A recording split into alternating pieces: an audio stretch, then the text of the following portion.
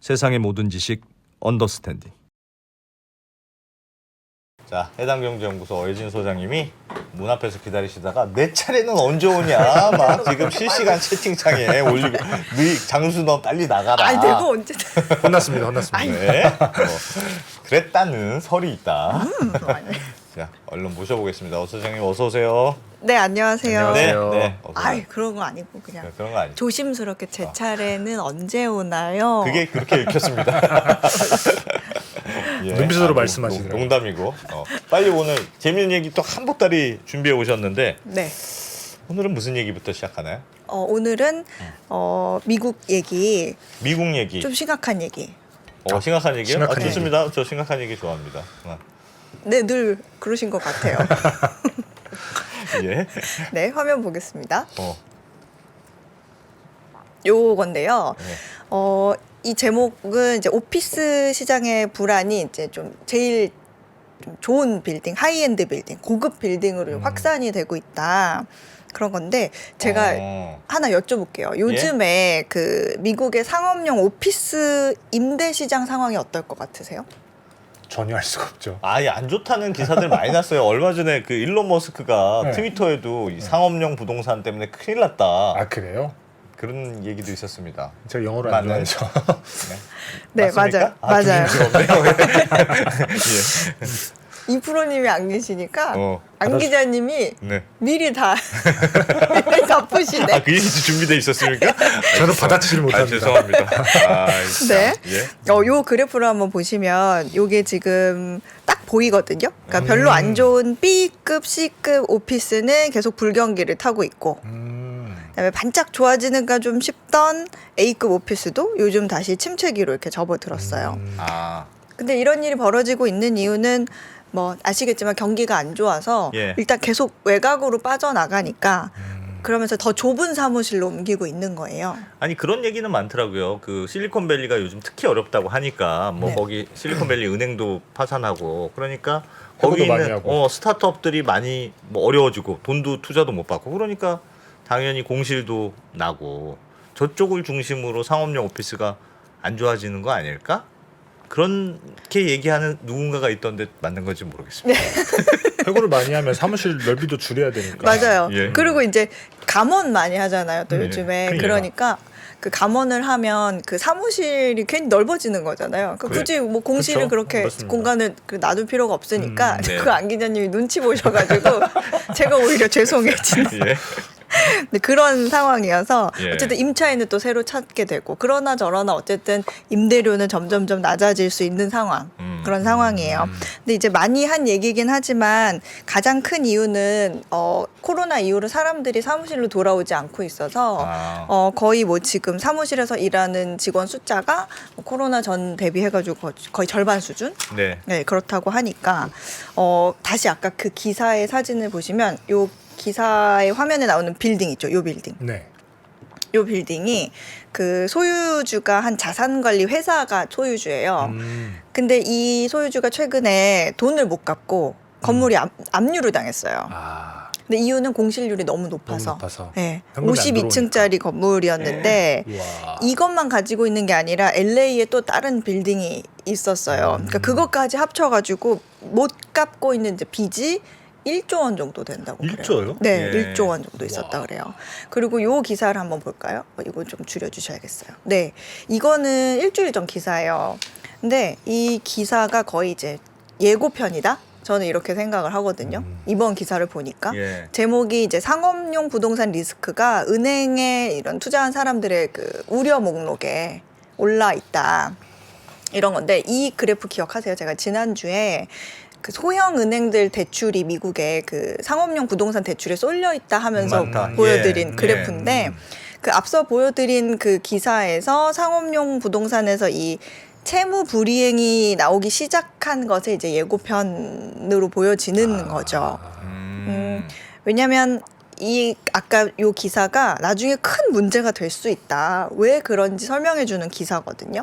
그러니까 중소형 은행들한테 예금 인출 요청이 몰려오면 예. 그 은행들이 현금을 가득 쌓아놓지 않는 이상은 뭘 팔아야죠. 그쵸. 그러면 일단은 만기가 돌아오는 그 채권부터. 부동산 상업용 부동산 대출 그 사람한테 상환을 받아. 빨리 갚아 그렇겠네. 이렇게 얘기를 해야 예. 되는데 지금 이런 상황에서 그 대출한 사람이 못 갚아. 대출을 갚기 위해서는 팔아야 되잖아요. 팔아야 돼. 꼭 그런 건 아니지만 팔아야 하는 상황이 많아질 수가 있는 금매물. 거예요. 그렇죠. 그러면 또 부동산 시장이 냉각될 수 있는 악순환이 생기는 거고. 그래서 문제가 있고. 그러니까 앞서 맨 처음에 보여드렸던 기사처럼 공실률이 늘어나고 가격이 떨어지면 예. 쉽게 예를 들어서 내가 100억짜리 빌딩을 담보로 해서 70억을 대출을 받았는데 예. 지금 가격이 너무 떨어져서 100억짜리 빌딩이 50억이 돼 버렸어요. 예. 그럼 마진 울며 겨자 먹기로 예. 팔거나 아니면 이제 그거는 내 입장이고 빌려준 은행의 입장에서는 야, 반토막이 났어? 그렇죠. 돈 좀 갚아야 되겠네. 그러면은 이거 정말 부실 대출로 분리를 해버려야겠는데?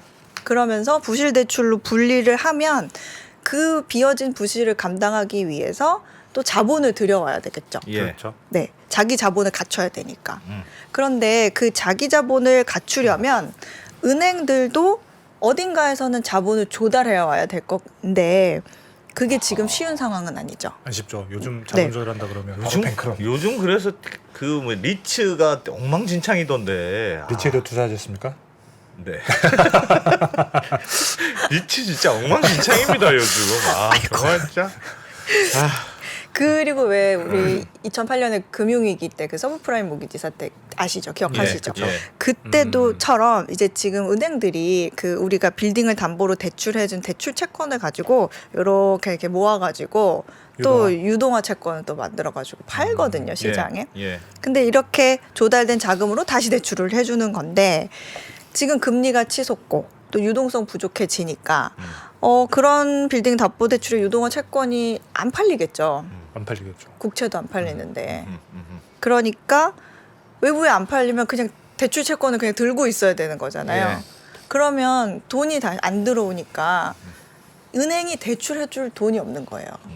또 그렇게 되는 상황이 나오고 있는데 여기에서 이제 그 얘기가 나옵니다. 네. 화면 한번 보여주시면 아까 안 기자님이 말씀해 주셨던 바로 그거예요. 일론 머스크도 한마디 했어요. 이게 지금 코베이시 레터라는 그 글로벌 부동산 시장 그 업계에 거의 탑 논평 매체가 올린 글에 댓글을 단 건데 여기서 뭐라고 한 거냐면 여기 더보기에 쭉 나와 있는데 향후 5년 동안에 2조 5천억 달러 우리 돈으로 하면 한 3,200조 원 이상의 상업용 부동산 부채가 만기가 될 거다. 예. 이거는 역사상 최대다. 근데 이거에 비해서 금리는 2배가 됐고 상업용 부동산의 임대 비율도 지금 60-70%밖에 되지 않는다. 라고 언급을 한 거예요. 그러니까 평가 가치가 떨어졌다. 예. 앞서 우리가 얘기한 기사 내용이죠. 근데 이런 상황에서 대출을 재융자하는 거는 비용이 엄청 들 테고. 그리고 다음 위기로 이어질 가능성이 높은데 상업용 부동산의 대출의 70%가 소규모 지방은행에 있다. 우리가 아까 본 그래프. 그러니까 빠르게 오르는 금리는 모든 사람들에게 귀중한 교훈을 주고 있다. 공짜 돈은 없다. 이렇게 올린 거예요. 예. 근데 이 머스크가 트윗에 아까 다시 화면을 보여주시면 예. 여기 이렇게 답글을 달죠. 이거는 지금까지 가장 심각한 문제다. 그것뿐만 아니라 주거용 모기지도 마찬가지다 하고 리트윗을 해요. 빌딩이 있나? 그런 기사가 있고 또 요것도 한번 보실까요? 요 화면 보여주시면 틀리네요. 네. 저거는 국가가 나서서 사람들 출근시키는 거 말고는 사실 방법이 없겠네.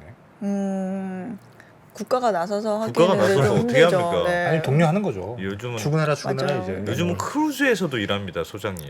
저도 그러고 싶습니다, 선배. 요즘은 출근을 안 할 뿐 아니라 그냥 바다 위에서 일한대, 크루즈 위에서. 근데 저희는 왜 그런 겁니까? 다음 얘기를 넘어가시죠. 다음 화면을 예. 다음 화면을 또 이렇게 보시면 기사 화면 보여주세요. 요거는 관련된 기사들을 좀 그래서 모아봤어요. 예. 요거는 하이브리드 워크 하면서 2030년까지 미국 사무실 공실이 계속 이어질 것 같다. 이런 얘기거든요. 그러니까 공실 계속 늘어날 거고 그런 빈 공간의 면적이 이전보다 55% 정도 더 늘어날 거다라는 전망이 담긴 기사예요. 근데 이거는 원격 근무의 확산 때문에도 그렇고 미국 사무실들이 사실은 미국 그 빌딩들 보시면 알겠지만 예. 굉장히 오래된 건물들이 대부분이거든요. 음. 그래서 그런 건물들은 계속 수리를 하거나 보수를 하거나 리모델링을 계속 해야 돼요. 네. 근데 그거 돈 들어가잖아요. 돈 들어가죠. 근데 건물주들이 그렇게 할 돈이 지금 쉽게 생기진 않겠죠. 음. 그런 영향도 있어요. 그리고 요 기사는 이제 중국 얘긴데 중국에서도 좀 비슷한 뉴스가 나왔어요. 예. 화면을 조금 축소해 주시겠어요? 네. 그러면 이 제목은 중국의 침체된 사무실 임대 시장은 올해 더 늘어날 거다 하는 건데 중국은 사무실 공실률이 작년 1분기부터 치솟기 시작했는데 작년에 엄청 안 좋았어요. 근데 중국의 작년 그 A급 사무실 공실률이 한 1.5%포인트 상승한 16%였는데 네. 이거는 뭐 그렇게까지 나쁘진 않는데라고 생각하신다면 그러니까 아직 임대 기간이 남아 있으니까 어쩔 수 없이 머물렀던 기업들 때문인 거예요. 예.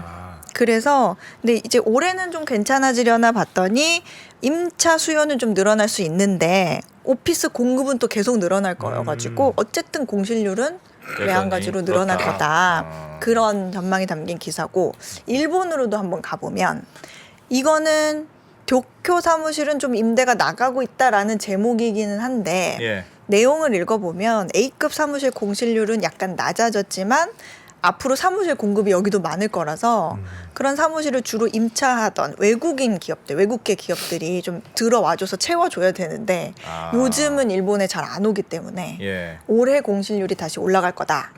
이런 걱정이 미국, 담긴 중국, 일본이 다 안 좋네요.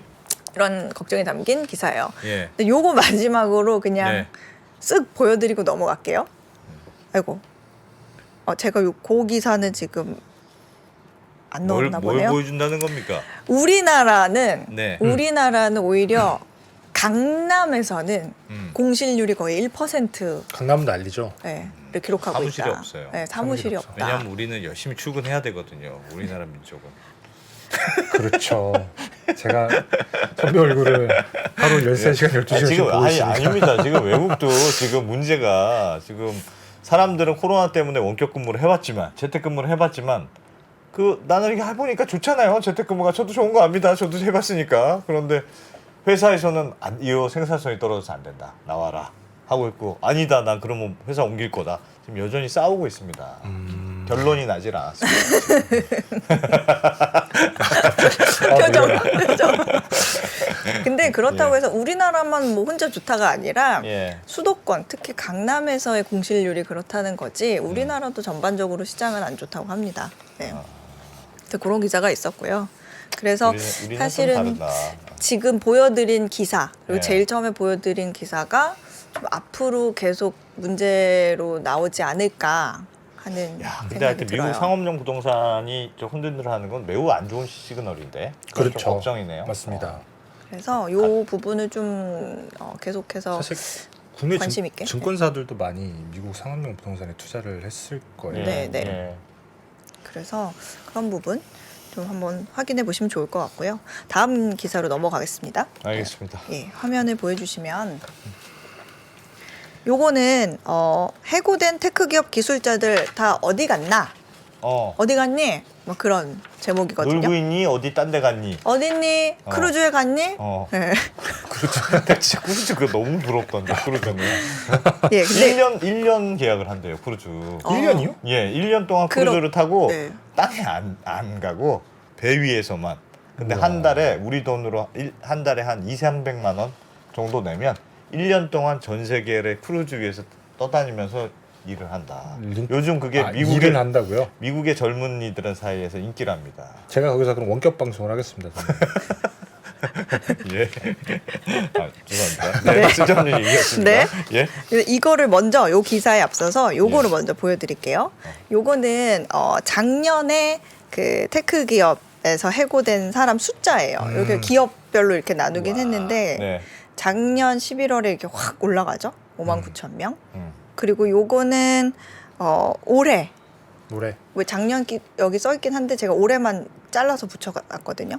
올해 이 전체 그 미국 테크 기업들에서 좀 큼직한 것만 골라봤는데 여기 아마존, 뭐 메타 뭐 이렇게 있죠. 여기 요즘 그 정예고가 네 많은 야후, 것 같더군요. 마이크로소프트 뭐 올해 초에만 이렇게 알파벳 12,000명 뭐 이렇게 쭉 있습니다.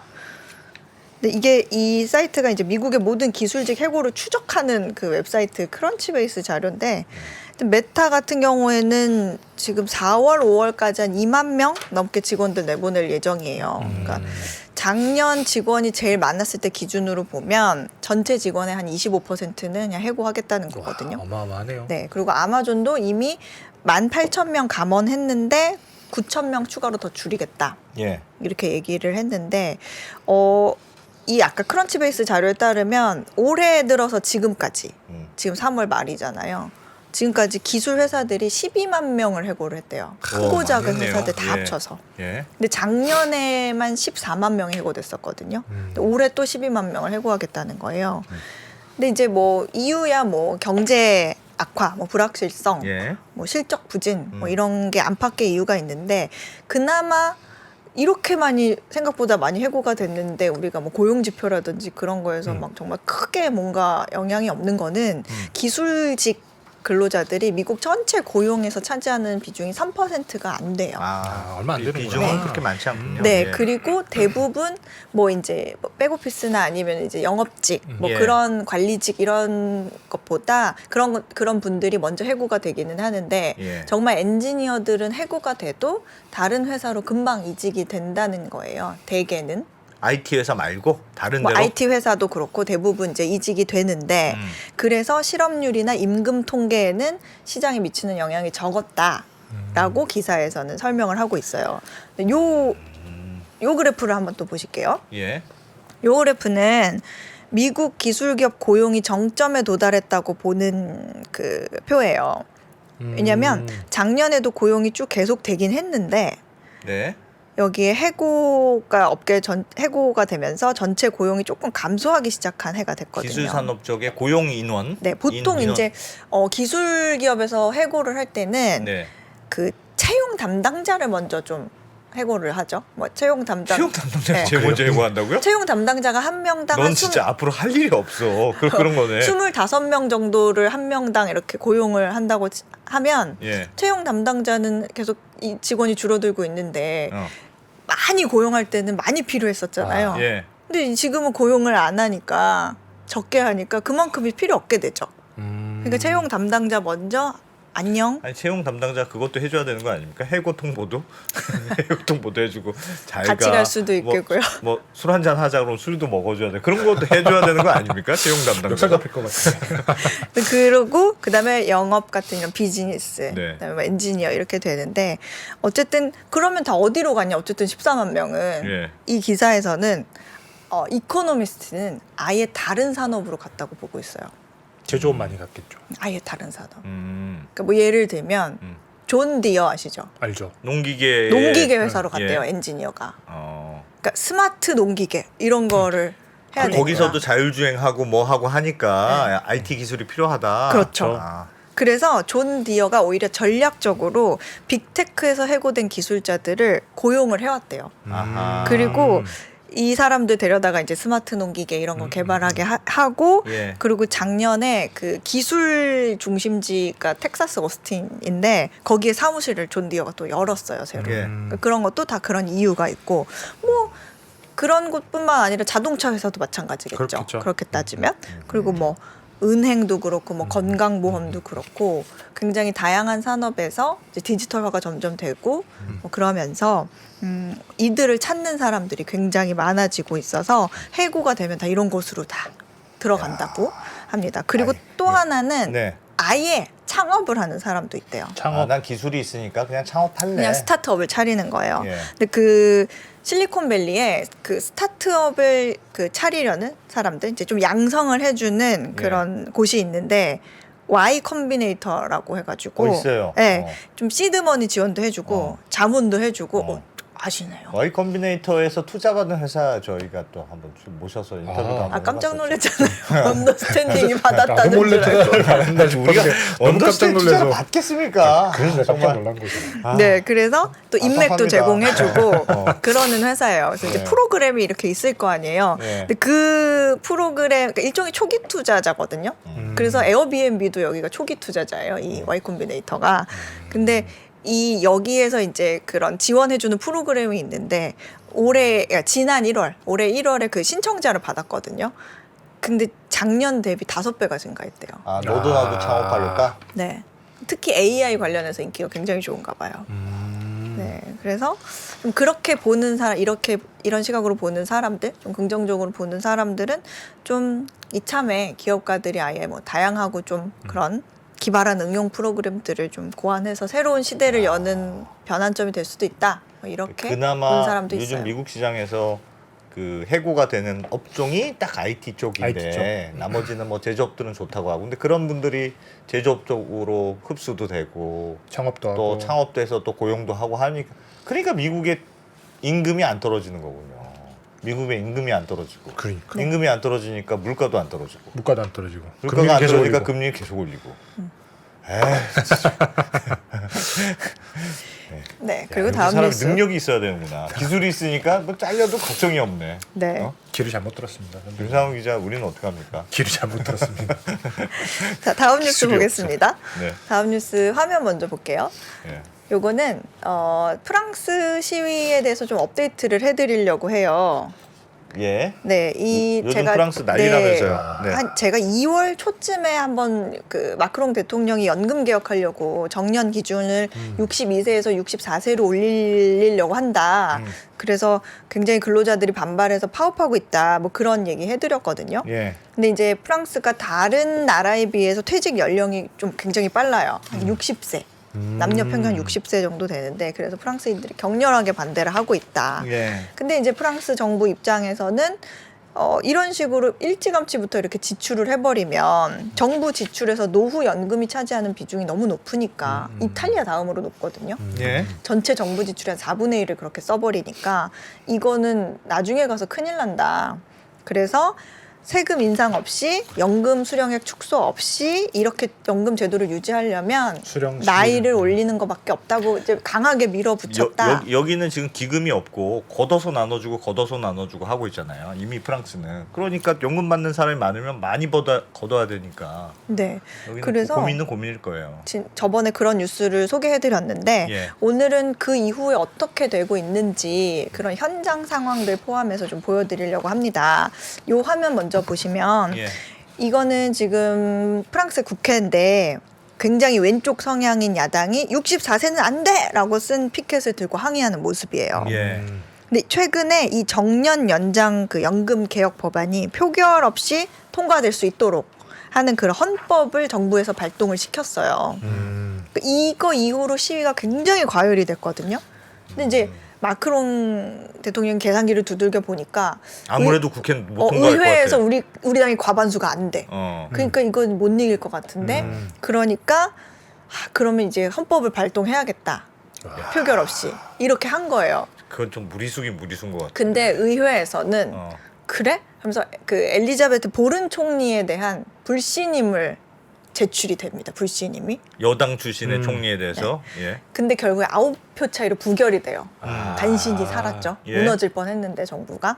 그러면서 그 연금 개혁법도 자동으로 가결이 돼요. 어허. 그러니까 이제 1월 말부터 이런 과정을 쭉 거치면서 지금 2달에 걸쳐서 근로자들이 계속 시위를 하고 있어요. 뭐 10차례, 11차례 뭐 이렇게 그런 시위를 계속 하고 있는데 지금은 뭐 철도 같은 대중교통 근로자들, 뭐 항공, 항만, 그다음에 초등학교 선생님, 뭐 행정, 뭐 공무원, 뭐 모든 아주 사람들한테 해당이 거의 되니까요. 전 노동조합이 그렇죠. 연합 전선을 구축해가지고 예. 전국적인 총파업을 하고 있거든요.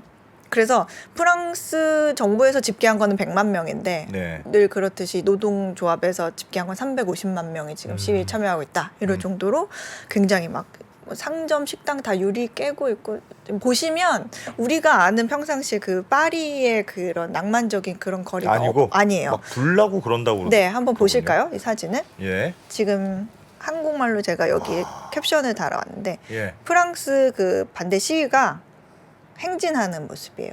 파리에서. 야. 여기는 쓰레기입니까 이거는? 네. 아이고야. 그 환경 미화원들이 4주째 쓰레기 수거를 안 하고 있어요. 파업으로. 지금요?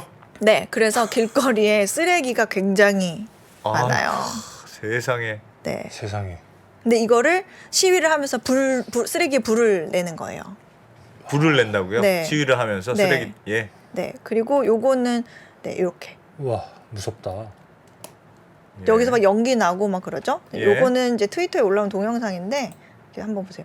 우리 여기에서 이렇게 바뀌었다 지금. 아 현장. 원래 그랬던 네. 장소였는데 이 최루탄 막 최루탄. 터지고 그럽니다. 오. 네. 아니 저는 저거 보면 프랑스는 최루탄도 진짜 많이 써요. 우리나라 최루탄 없어진 지가 언젠데 물대포 최루탄 막 씁니다. 지금 네. 프랑스는. 이게 약간 그 시위 저지를 위해서 경찰들이 쓰고 있어요. 그게 약간 그런 느낌인 것 같아요.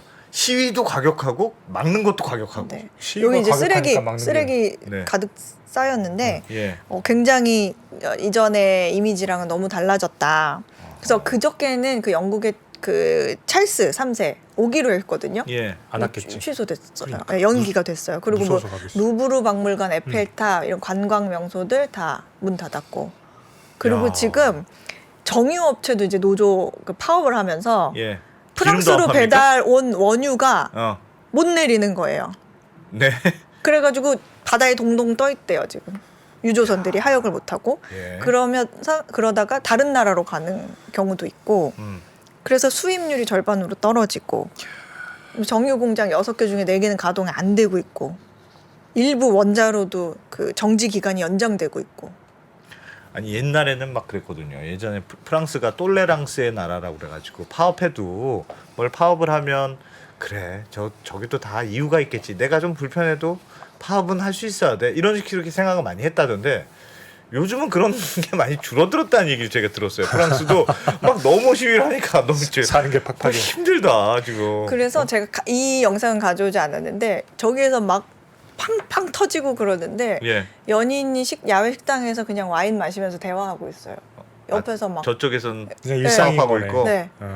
그리고 제가 또 그 아까 그 환경미화원들이 4주째 수거 안에 가서 예. 거리가 완전 쓰레기로 바뀌고 있고 예. 뭐 악취의 쥐떼들이 막 출연을 해가지고 굉장히 지금 뭐 아수라장이다 이런 상황인데 이 프랑스인들이 좀 어떻게 표현해야 될지 모르겠는데 밝은 건지 예. 아니면 아직 심각성을 못 느끼는 건지 모르겠으나 좀 이거를 인터넷상에서 좀 희화화해가지고 풍자를 하는 걸 수도 있는데 릴스 그러니까 동영상을 만들어서 이게 올리는데 인기가 있어요. 그래서 그 동영상을 가져왔거든요. 이거 한번 보시면 여기 원래 배경음악은 여기 막 샹송이 나옵니다. 예. 네, 보시면 샹송 배경으로 좀 상상을 해보세요. 아. 와, 파리의 진짜 밤이 프랑스. 이렇게 바뀌었다. 파리의 밤. 네. 계속 쓰레기죠. 야. 네, 이거고 진짜 난리가 났구나. 이 다음 거는 더 재밌어요. 어. 이 파리지앙의 라이프가 어. 우리의 그 상상 속의 상상과 그 실제가 현실. 다르다. 예. 예.